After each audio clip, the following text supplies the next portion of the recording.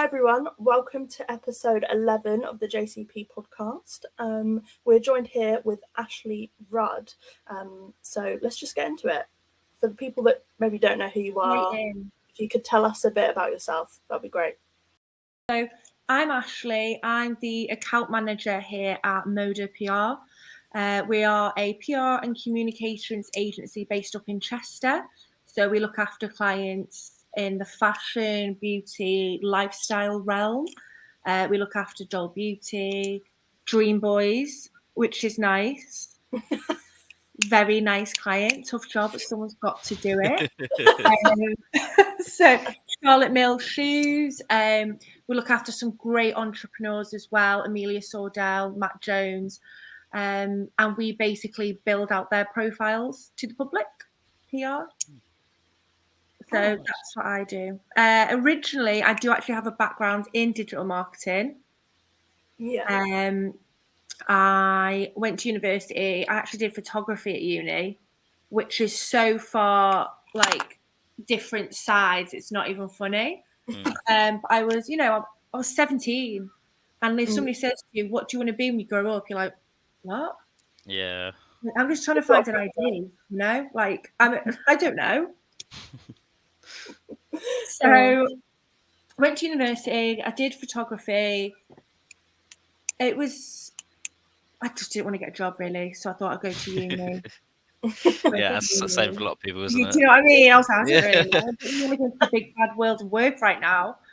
So yeah, I went to uni, and I did actually, at the end of my third year, we did like a massive like showing of our work, and I was on the marketing team. So it was my responsibility to flesh out the social media, flesh out like a landing page, get people there essentially through marketing. And I remember doing Twitter. Oh my God, Twitter. Do people still use that?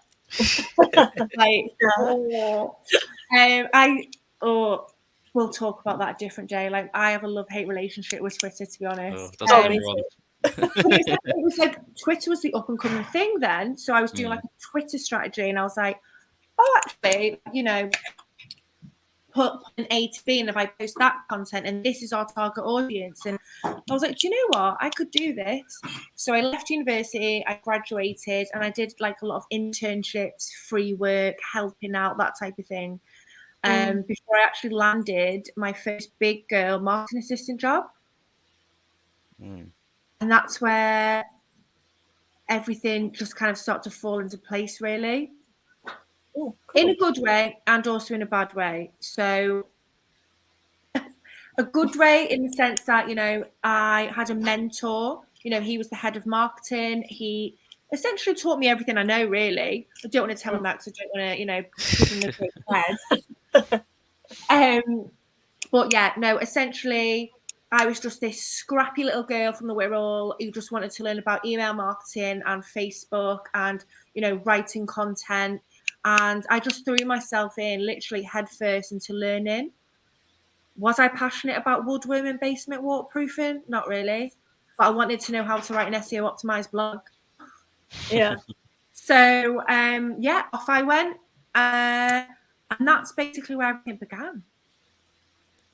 No, that's really cool. Yeah. Obviously, we've had a conversation before, and I've seen your LinkedIn and all of that sort of stuff. So I've seen that you've had 3 personal branding.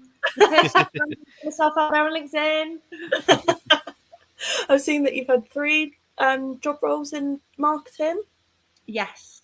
Yeah. So that was just the first one you were talking about? That actually technically was my second one. I did a year at a small sales company, but it was very old school. It was very mail, like as in like letters, mail marketing, mail merge marketing. Yeah. It was old school. I just felt like I wasn't really going to grow there. I was only a marketing assistant at the time, and they were trying to push me into a manager's role that I was not ready for, mentally, physically, or emotionally, or skills-wise. So I left there. I joined the property preservation company. I was there for about 3.5 years, and I probably say that was the role I kind of came into my own, really. I learned everything, like I said, on the job. You know, I just threw myself in there and I wanted to learn. Yes, I had to learn about basement waterproofing. But, you know, you couldn't miss me. I was on building sites in my Topshop dress and my hard hat, like stomping around, taking pictures for the website. Like, I just absolutely immersed myself in that world. I was made redundant during the pandemic. Property company, nobody's going in to anyone's houses. And then I took a role actually as a marketing manager for a tech startup. Oh, cool. Hated every minute. Never mind then. Every minute. Every How single come? minute. It was, I mean, job role wise, it was everything I needed to take the next step. It was more responsibility. It was a team. It was a umbrella. So there was, you know, 3 different brands to look after. But when it came down to company culture, I cried every day, every single day on the train. I had a nice salary. You know, I was learning, but the culture. Have you ever seen The Wolf of Wall Street? Yeah. Oh no. Yeah. So, and do you know when you go on the sales floor and it's just chaos? It was exactly that. Like the founder, there's 2 founders were very like new money. You know, they would drive around in Lamborghinis, Canada Goose coats. Like it just was not my vibe at all. But then I was thinking, I need to pay my car finance, essentially. Need to pay those bills, honey. And I just had enough. And I actually met Jen, who is the founder of MODA PR. Same situation with her. She didn't really like the job. Went freelance. And that's exactly what I did. I quit. I took the skills that I had, which was digital marketing, social media management, email marketing, content writing, and I just set out on my own for about 6 months. That's really cool. Did you feel like, I don't know, what was that experience like going freelance? Was it quite daunting, or did you feel like it sort of fell together naturally? I think at the beginning it was scary, I'm not gonna lie, because it was like, oh my god, like I have to like ask people for work and be like, do you want some email marketing? Yeah. I can do your email marketing. And it's like, you know, but naturally everything fell into place. I had a few freelancing clients anyway. I really, really wanted to move into the digital PR element realm, if you like. And there was an opportunity there with Jen. So mentally it fell into place. It felt right. I had to leave that job. Financially, I did take a little bit of a hit. But you know, you have to find, I'm big believer in this. You have to find something that sets you on, you know, sets your soul on fire. You know, what excites you, what gets you out of bed in the morning. Don't get me wrong, like we're all gonna have bad days. It's raining outside, it's -3. I think, ugh. But essentially, I love the people that I work with, I love the clients that we service, and I love what I do. No, that is key. So taking it a little bit back, what sort of made you interested in PR, or like what intrigued you about it to then take that next step? Was it just when you met Jen and having those conversations, or had you been sort of like me with digital marketing, watching it for a while and then your interest sort of grew? Or yeah, do you know what? I do think, I mean, like I said, I was 17 when I chose to go to university. I wasn't really entwined with what I wanted to do when I was older. Do you know what I mean? But I look back and I think, do you know what? The signs were there in terms of like print PR. I was obsessed with magazines. I would run down to like our local news agents, and, you know, my dad was in the army, so I grew up in Germany. There was like an army base there, and it had like an American shop. And I remember working my Saturday job, and I would run with my, you know, my money, and I would like Vogue US, LUS, like, you know, US Weekly. It was just like, I loved it, and I would always flick through Grazia. I don't think they do it anymore, really, but they used to have a feature, and it was like M&S, New Look, and Topshop, and it would always be like what was new in. And I always think, how do people get their products in here? Like, who do you call? Like, excuse me, can you put this back in this magazine? Yeah. I didn't know that was a job. I didn't know that was a thing. So I was always like interested in it then, but then nail on the head. When I got really into marketing and the whole digital PR, top funnel brand awareness, link building, that's when it kind of started to tick and make sense. And I was like, hold on a second. There's whole jobs on this and people pay you money and you do this all day. Like, how do I do that? That's what I want to do. And also as well, like the actual industry that I was in, like I'm passionate about woodworm. No. I mean, don't get me wrong. What I don't know about basement waterproof is probably not even worth knowing. I learned so much in that job, but I wasn't passionate about it. You know, my heart lies in like beauty, you know, fashion, lifestyle, and just like people's stories as well. I really, really liked. So getting to know the people behind the brand, you know, what made them tick? How did they get going? How did they build their business? And getting that story out there to the public, I really thrive on that. So I think it all just fell into place naturally, and you know, taking that risk really did pay off. No, I mean, that sounds. Mum and Dad, can you imagine? Mum, Dad, by the way, I'm leaving a really cushy job in the middle of the pandemic. I'm just going to go it alone. Oh yeah, that's quite a big leap when you put it like that. Yeah. So would you say it was like an easy transition going from digital marketing to PR and sort of like having to learn all these new things, or was it harder than maybe than that? I think skills-wise, I think it was a really easy transition. You know, I'd already been pitching out to blogs for link building, SEO link building anyway. So, and I'd been content writing for a really long time. So the actual skill side of it was fairly easy, and I picked it up quite quickly.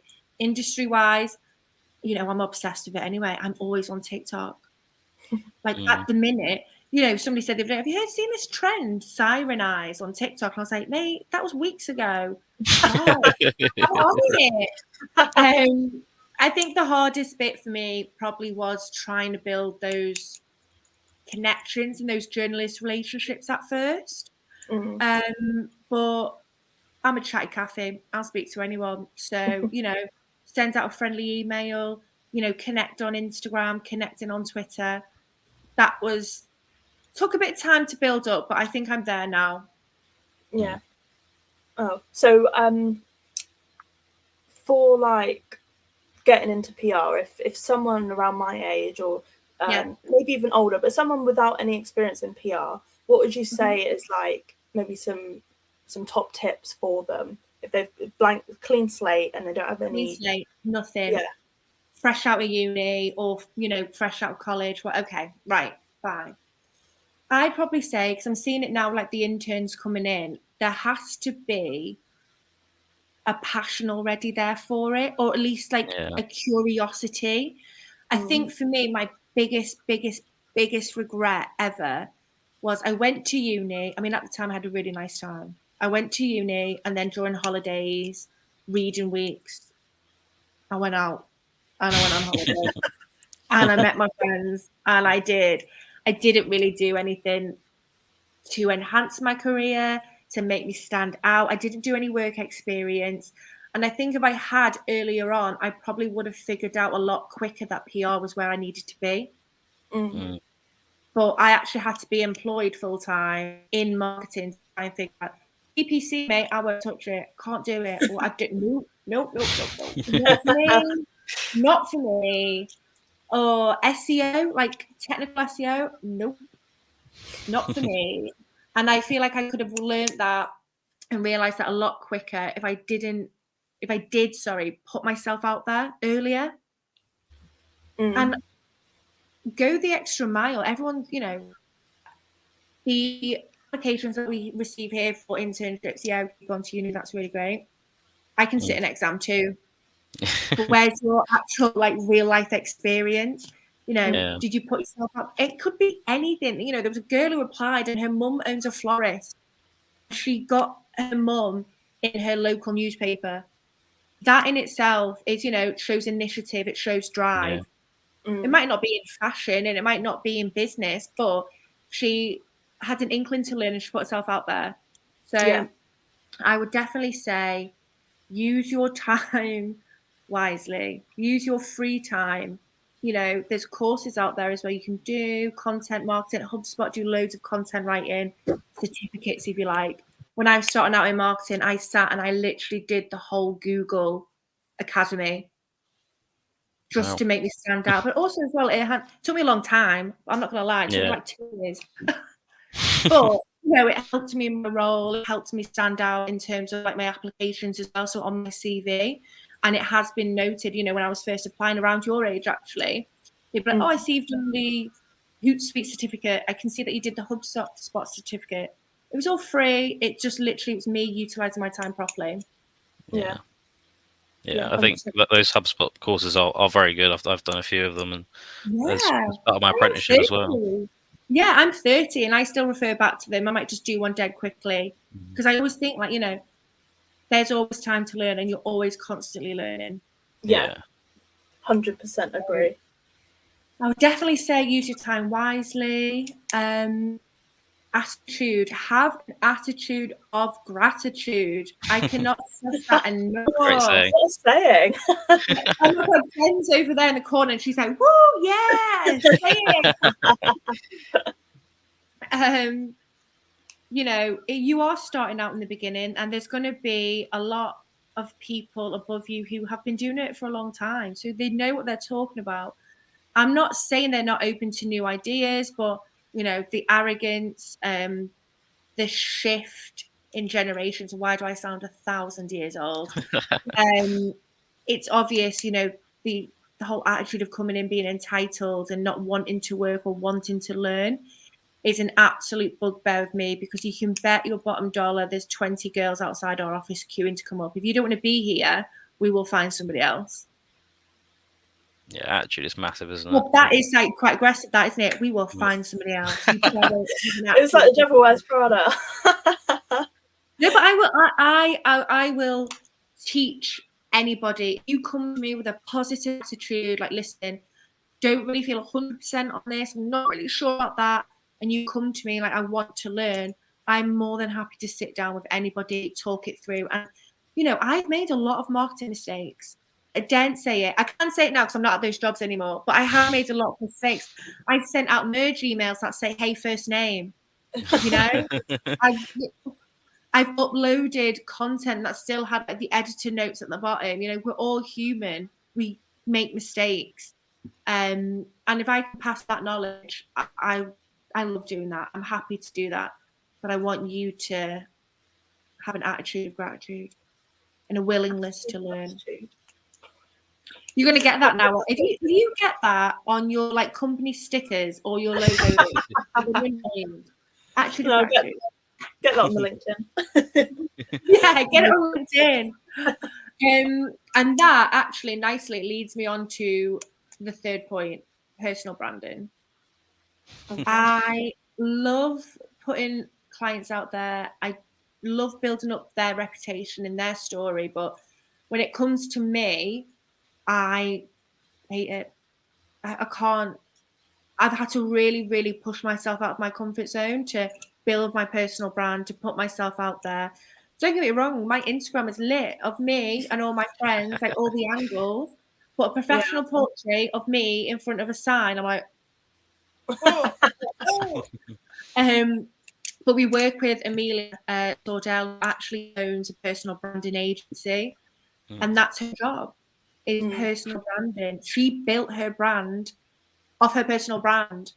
So I've had to really put myself out there. And I'm seeing as well so many, up and coming marketeers on LinkedIn, you included, you guys. That's how it's how we met. It was all on LinkedIn, personal branding. If you don't have a lot of experience, well, what's your opinion? There's nothing worse than somebody sitting in the corner and be like, I really want to work in fashion. Right. Okay. Well, what are you doing? I saw the other day, and I will find out who it was, but it was like, I graduated uni, I want to get a job in fashion graphic design, and she took a brand and she redid all their socials. I love seeing this. If I was the social media manager, this is what I would do. And I was like, love that. love. And she's, you know, gaining followers, building her reputation. And then if they are looking for a social media manager, who are they going to think of? The person that did all of that. No, 100%. And I said that aggressively, like I was asking you the question. It was just a rhetorical question. I was like, who are they going to think of?